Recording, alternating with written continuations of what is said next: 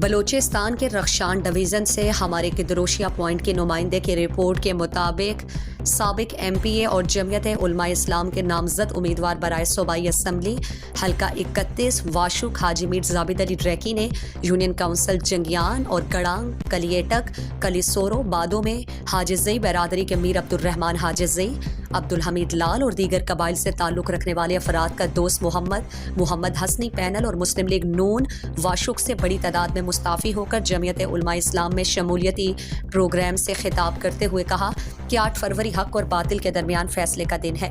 واشوق کے عوام شہزادوں اور لاڈلوں کو یکسر مسترد کر کے پویلین کی راہ دکھا دیں گے، کیونکہ واشوق کے باسی بادشاہیت کرپشن قبضہ گیری سے تنگ ہو کر جمعیت علماء اسلام میں شامل ہو رہے ہیں۔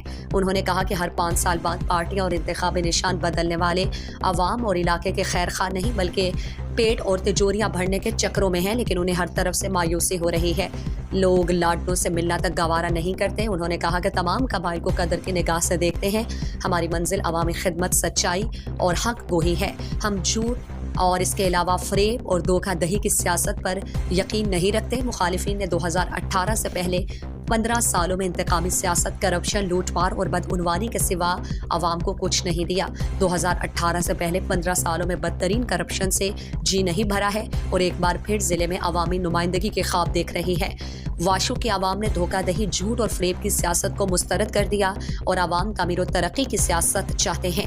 انشاءاللہ اس دفعہ عوامی قوت سے ان کو تاریخی شکست دے کر عوام کے خوشحالی کے سفر پر گامزن کریں گے۔